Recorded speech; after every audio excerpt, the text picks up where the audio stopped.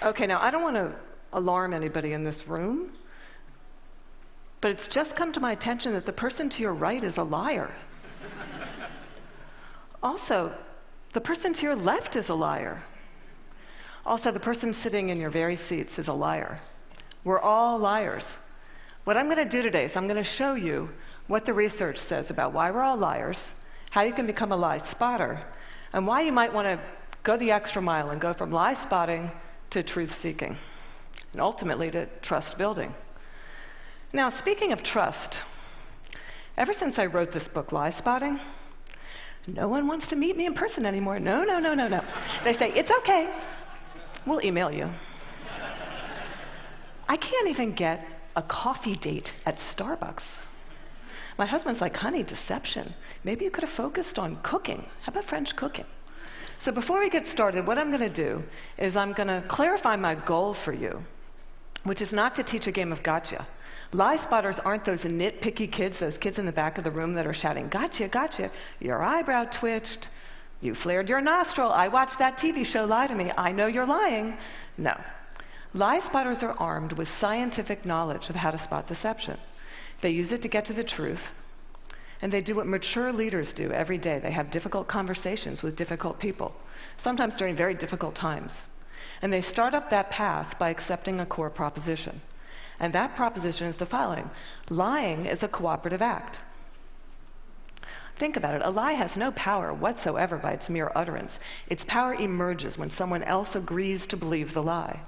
So I know it may sound like tough love, but look, if at some point you got lied to, it's because you agreed to get lied to. Truth number one about lying. Lying's a cooperative act. Now, not all lies are harmful. Sometimes we're willing participants in deception for the sake of social dignity, maybe to keep a secret that should be kept secret. We say, nice song. Honey, you don't look fat in that, no. Or we say, favorite of the digerati. You know, I just fished that email out of my spam folder. I'm so sorry. But there are times when we are unwilling participants in deception, and that can have dramatic costs for us. Last year saw $997 billion in corporate fraud alone in the United States. That's an eyelash under $1 trillion. That's 7% of revenues. Deception can cost billions. Think Enron, Madoff, the mortgage crisis, or in the case of double agents and traitors like Robert Hansen or Aldrich Ames, lies can betray our country. They can compromise our security.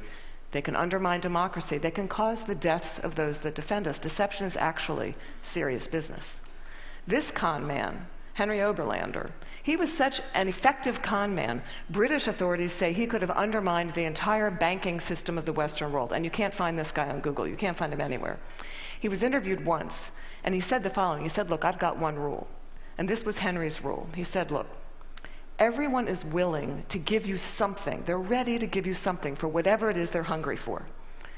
And that's the crux of it. If you don't want to be deceived, you have to know, what is it that you're hungry for? And we all kind of hate to admit it. You know, we kind of wish we were better husbands, better wives, smarter, more powerful, taller, richer. The list goes on. Lying is an attempt to bridge that gap, to connect our wishes and our fantasies about who we wish we were, how we wish we could be, with what we're really like. And boy, are we willing to fill in those gaps in our lives with lies. On a given day, studies show that you may be lied to anywhere from 10 to 200 times. Now, granted, many of those are white lies. But in another study, it showed that strangers lied 3 times within the first 10 minutes of meeting each other. Now, when we first hear this data, we recoil. We can't believe how prevalent lying is. We're essentially against lying. But if you look more closely, the plot actually thickens. We lie more to strangers than we lie to coworkers. Extroverts lie more than introverts. Men lie 8 times more about themselves than they do other people. Women lie more to protect other people. If you're in an average married couple, you're going to lie to your spouse in 1 out of every 10 interactions. Now, you may think that's bad. If you're unmarried, that number drops to 3. Lying's complex. It's woven into the fabric of our daily and our business lives. We're deeply ambivalent about the truth. We parse it out on an as-needed basis, sometimes for very, very good reasons, and other times just because we don't understand the gaps in our lives. That's truth number 2 about lying. We're against lying, but we're covertly for it in ways that our society has sanctioned for centuries and centuries and centuries. It's as old as breathing. It's part of our culture. It's part of our history. Think Dante, Shakespeare, the Bible, news of the world. Lying has evolutionary value to us as a species. Researchers have long known that the more intelligent the species, the larger the neocortex, the more likely it is to be deceptive. Now, you might remember Coco. Does anybody here remember Coco the gorilla, who was taught sign language? Coco was taught to communicate via sign language. Here's Coco with her kitten. It's her cute little fluffy pet kitten. Coco once blamed her pet kitten for ripping a sink out of the wall. We're hardwired to become leaders of the pack. It starts really, really early. How early? Well, babies will fake a cry, pause, wait to see who's coming, and then go right back to crying. 1-year-olds learn concealment. 2-year-olds bluff. 5-year-olds lie outright. They manipulate via flattery. 9-year-olds, masters of the cover-up. By the time you enter college, you're going to lie to your mom in 1 out of every 5 interactions. By the time we enter this work world, and we're breadwinners, we enter a world that is just cluttered with spam, fake digital friends, partisan media, ingenious identity thieves, world-class Ponzi schemers, a deception epidemic. In short, what one author calls a post-truth society. It's been very confusing for a long time now. What do? Well, there's steps we can take to navigate our way through the morass. Trained lie spotters get to the truth 90% of the time. The rest of us, we're only 54% accurate. Why is it so easy to learn? Well, they're good liars and they're bad liars. They're no real original liars. We all make the same mistakes. We all use the same techniques. So what I'm going to do is I'm going to show you 2 patterns of deception, and then we're going to look at the hot spots and see if we can find them ourselves. We're going to start with speech. I want you to listen to me. I'm going to say this again. I did not have sexual relations with that woman, Miss Lewinsky. I never told anybody to lie, not a single time, never. These allegations are false, and I need to go back to work for the American people. Thank you. Okay, what were the telltale signs? Well, first we heard what's known as a non-contracted denial. Studies show that people who are overdetermined in their denial will resort to formal rather than informal language. We also heard distancing language, that woman.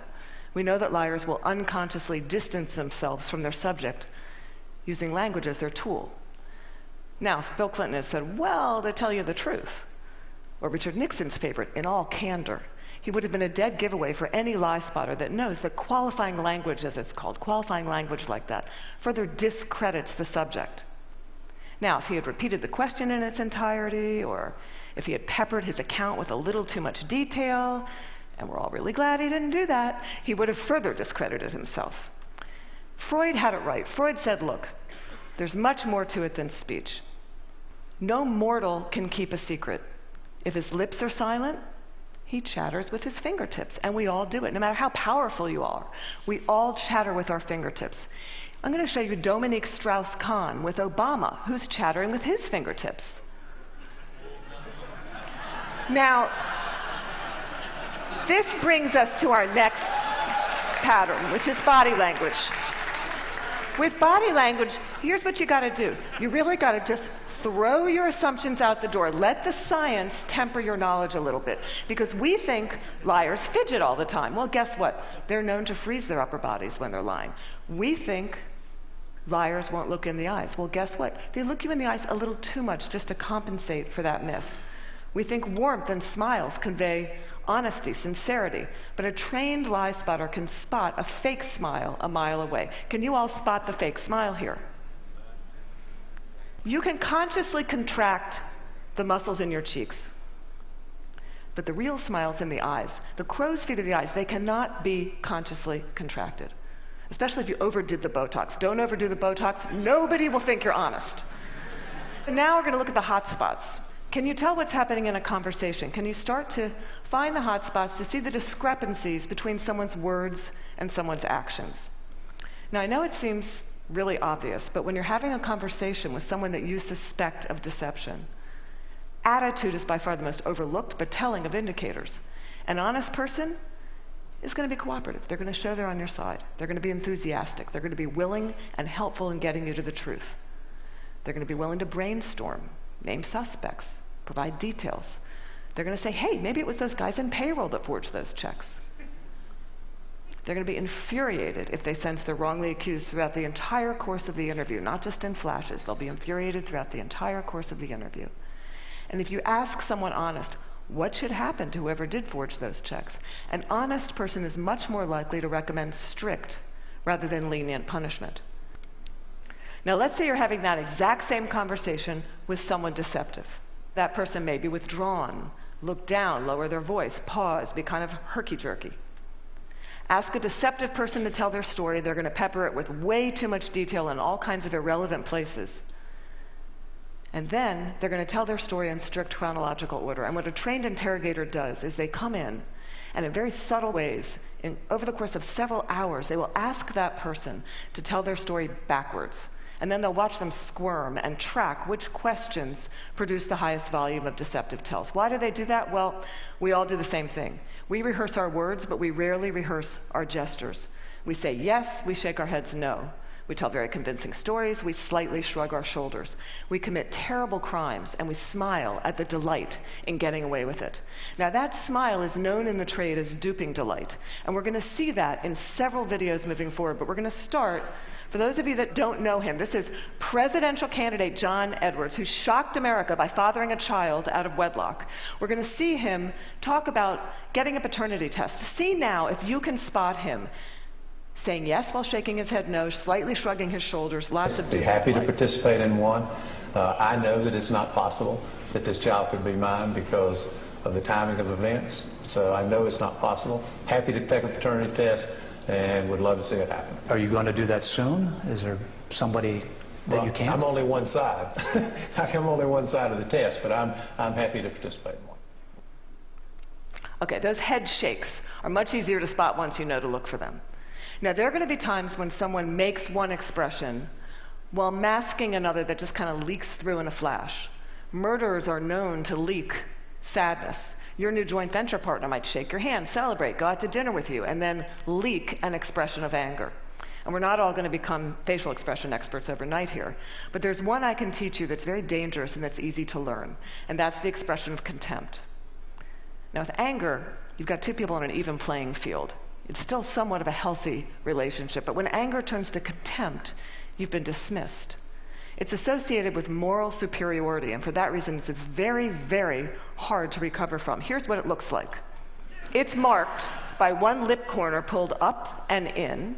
It's the only asymmetrical expression, and in the presence of contempt, whether or not deception follows, and it doesn't always follow, look the other way, go the other direction, reconsider the deal, say, no, thank you, I'm not coming up for just one more nightcap, thank you.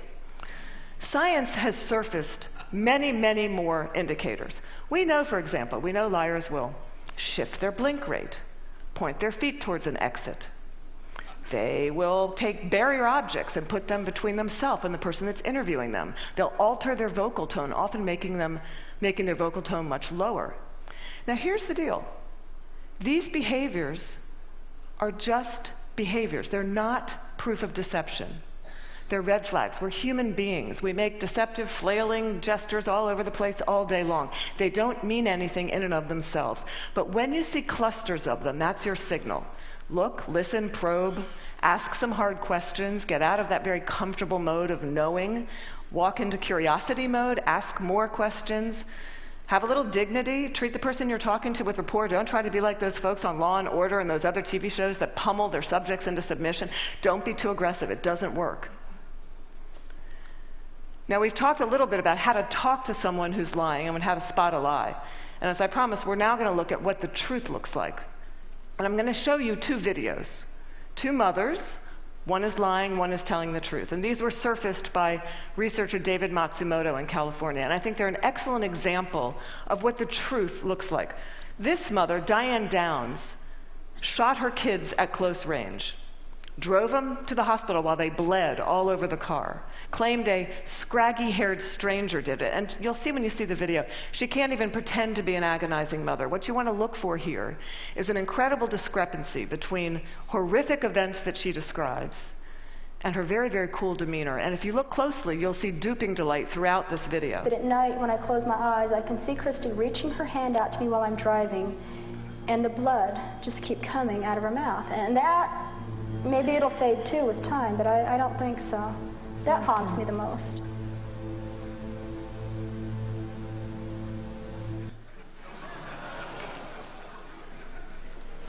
Now I'm going to show you a video of an actual grieving mother, Erin Runyon, confronting her daughter's murderer and torturer in court. Here you're going to see no false emotion, just the authentic expression of a mother's agony. I wrote the statement on the 3rd anniversary of the night you took my baby. And you hurt her, and you crushed her, you terrified her, until her heart stopped. And she fought, and I know she fought you. I know she looked at you with those amazing brown eyes, and you still wanted to kill her. And I don't understand it, and I never will. Okay, there's no doubting the veracity of those emotions. Now, the technology around what the truth looks like is progressing on, the science of it. We know, for example, that we now have specialized eye trackers, infrared brain scans, MRIs that can decode the signals that our bodies send out when we're trying to be deceptive. And these technologies are going to be marketed to all of us as panaceas for deceit. And they will prove incredibly useful someday.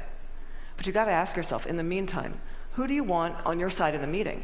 Someone who's trained in getting to the truth, or some guy who's going to drag a 400-pound electroencephalogram through the door? Lie spotters rely on human tools. They know, as someone once said, character's who you are in the dark. And what's kind of interesting is that today we have so little darkness. Our world is lit up 24 hours a day. It's transparent, with blogs and social networks broadcasting the buzz of a whole new generation of people that have made a choice to live their lives in public. It's a much more noisy world. So one challenge we have is to remember, oversharing, that's not honesty. Our manic tweeting and texting can blind us to the fact that the subtleties of human decency, character, integrity, that's still what matters. That's always what's going to matter. So in this much noisier world, it might make sense for us to be just a little bit more explicit about our moral code. When you combine the science of recognizing deception with the art of looking, listening, you exempt yourself from collaborating in a lie. You start up that path of being just a little bit more explicit because you signal to everyone around you. You say, hey, my world, our world, it's going to be an honest one. My world is going to be one where truth is strengthened and falsehood is recognized and marginalized. And when you do that, the ground around you starts to shift just a little bit. And that's the truth. Thank you.